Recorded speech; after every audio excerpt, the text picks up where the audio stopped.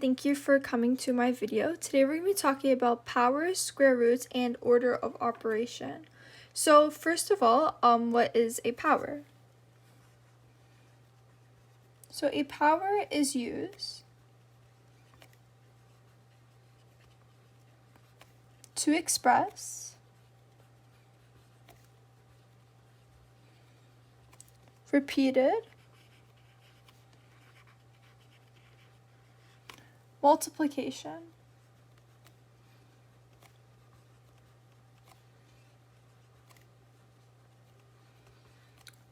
For example, 10 times 10 times 10 can also be expressed as 10 to the power of 3 because we're multiplying 10 by itself 3 times. A power is made up of two things, a base and a exponent.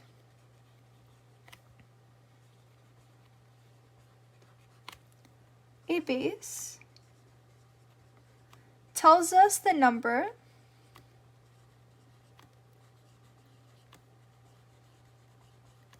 that we are going to multiply by itself, and the exponent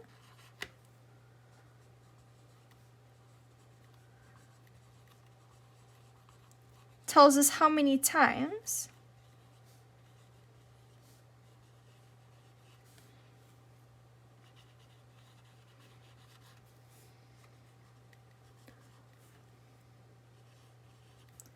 we multiply that number by itself.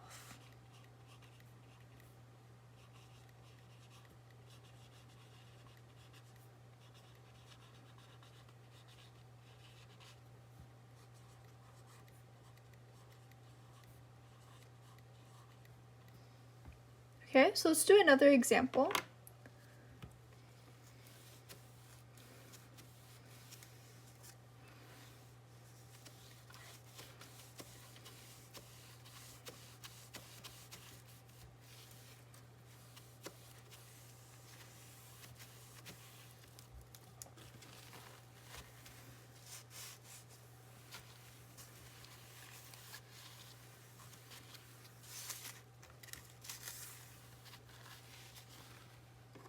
Another example could be 4 to the power of 3, which basically means that we are going to do 4 times 4 times 4. So 4 times 4 equals 16, and then 16 times 4 equals 64. So that's another example.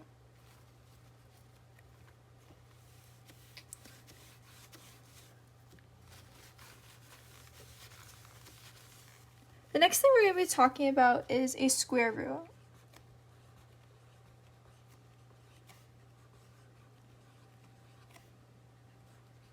Now the square root symbol looks like this, alright?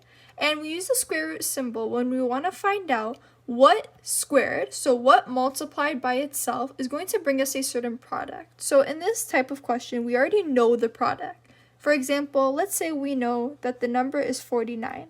And we're trying to find out what squared, or what times itself twice, is going to give us 49. So we put the product in the square root symbol, and we say, what number multiplied by itself gives us 49? And we look at our multiplication table, and we see that 7 times 7, or 7 squared, is going to give us 49. So that's about the square root symbol.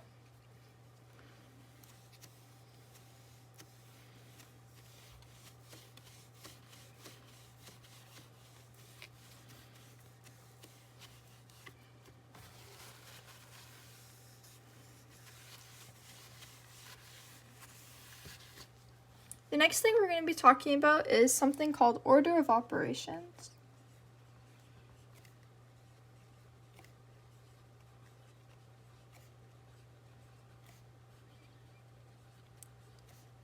And the device used to learn order of operations is called BEDMAS.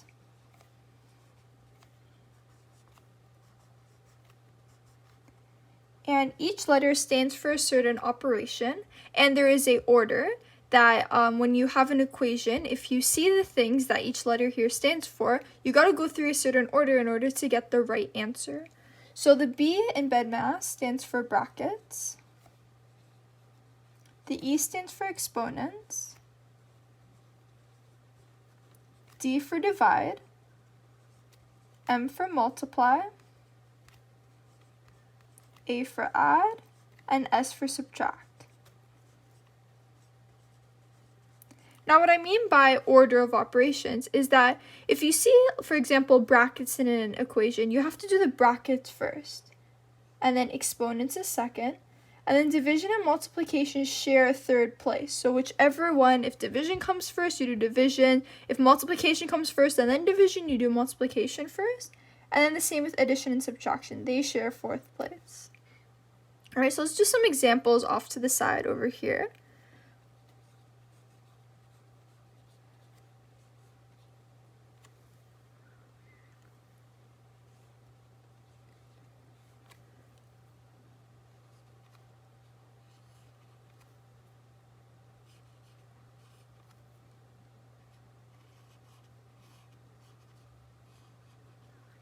Okay, so we have negative 5 squared minus 2 times negative 9 plus 6.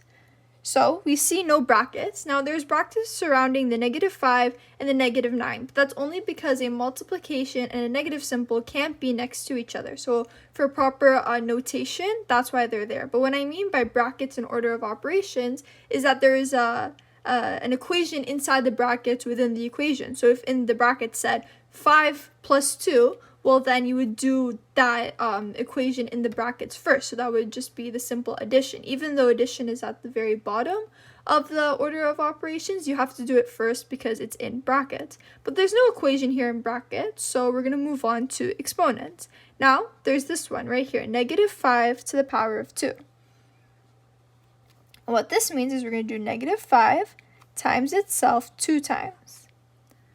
Now, as we said before, negative 5, a negative times a negative will always give us a positive. So negative 5 times negative 5 will give us 25. So we can further simplify the equation to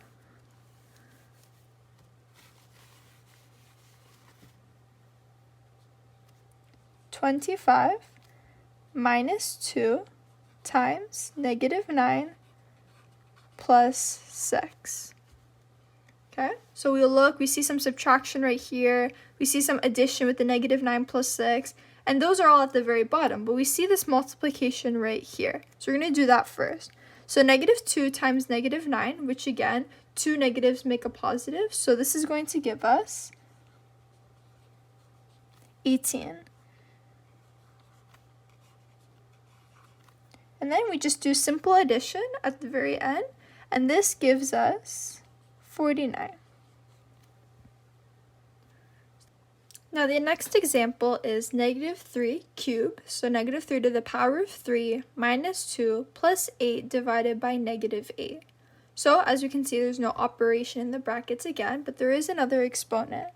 So we're going to do negative 3 times negative 3 times negative 3. Now we're going to split it apart because there's no more, just before we did negative 5 times negative 5 because it was to the power of 2, but now because it's to the power of 3, we're going to do negative 3 times negative 3 times negative 3. So we're going to split apart the equation. We're going to do the first negative 3 times negative 3, which is going to be positive 9.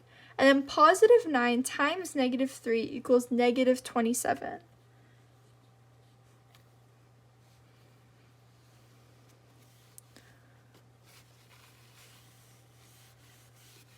When you rewrite the equation, it looks like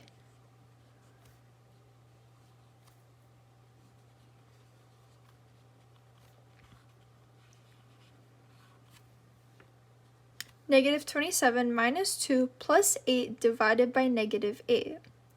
Now, you see that there's some subtraction here, some addition here, but there's some division here, and that comes first in the BEDMAS. We're going to do that first. So 8 divided by negative 8 is going to equal negative 1. So negative 27 minus 2 minus 1 equals negative 30.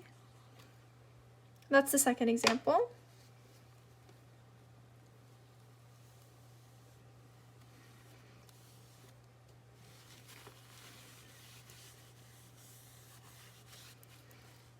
The third and final example is 10 divided by negative 5 minus negative 2 times negative 3 to the power of 3.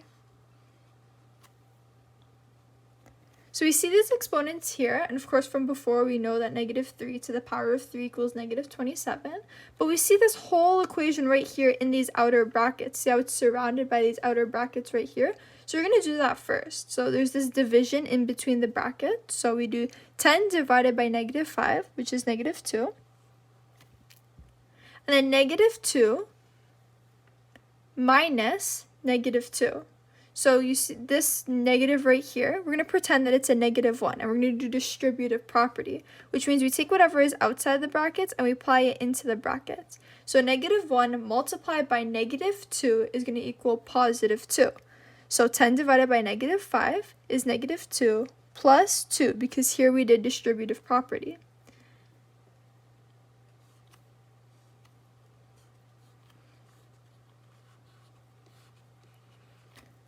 Now, negative 2 plus 2 equals 0. And even though we know that negative 3 cubed is negative 27, it doesn't matter because anything multiplied by 0 equals 0. So the answer to this big, long question is just 0. Thank you for watching my video. Be sure to subscribe, leave a comment down below, and thank you for watching.